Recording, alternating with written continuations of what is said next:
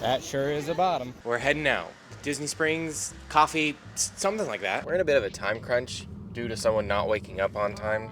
Not pointing fingers here though. We don't play that blame game. It's only deconstructive. Do you mean destructive, not deconstructive?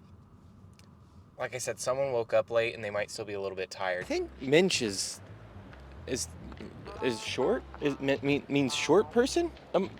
Am I not? Honestly, I have no idea. My only context with that is with the Sherlock Holmes Robert Downey Jr. movie, and it was used in reference towards a short person, but maybe it's location? I can't quite figure out. Not a common word. I had no idea there was a cat cafe right down the road from us. We finally made it to Disney Springs, and I stupidly left my camera and tripod in the car because I didn't want to carry it around, and now I'm struggling to find places to put my phone. Is it a real struggle? Oh, really? Yes, it is. But there's a Christmas tree hunt, and I think I'm gonna find a pamphlet and start participating in that now. The shtick with these is you go around putting stickers on all of them, and then once you get enough, you get some discounts, like 10% off, or it's mostly just 10% off. Some of them don't even have discounts, they just say that the store exists. I'm partaking in the holiday hunt, and if I fill it out before we go get food at this place, I get a free appetizer. How you doing? I'm filling out the map.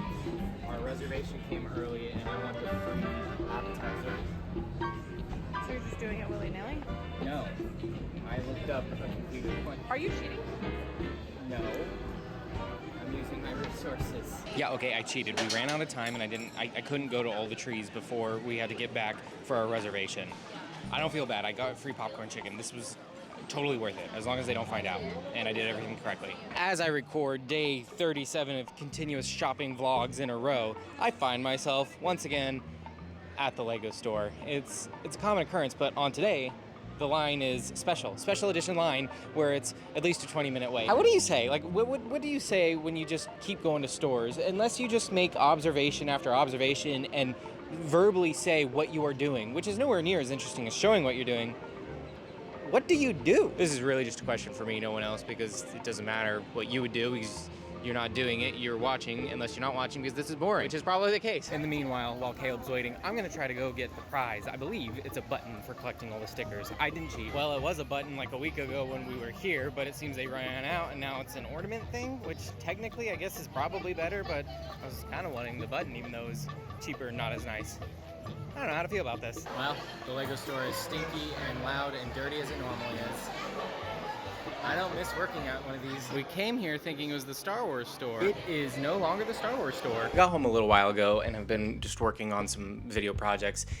But now it is time to go put pants on and, well, I already have pants on. Other people have to put pants on, and we're gonna go get dinner at a really neat place that I may or may not show efficiently. We will see. Maybe I'll just make Caleb record it because he has less anxiety about recording outside than I do, and I'll steal his footage. And it'll probably look better if he does it anyways. We're at our dinner place, Juju. Not what you would think it is, but it is neat. The food, despite being pretty expensive, is pretty good, but really, you come here for the scenery. We've only been the once, and just from the outside, you can tell it's gonna be a good time. The whole restaurant is filled with crap the owners picked up bumming around Japan, giving a rather unique experience even in the hellhole that is Disney Orlando's over-themed everything. The first time Claire and I went, the food was solid. It wasn't the best thing I've ever had, but it was enjoyable.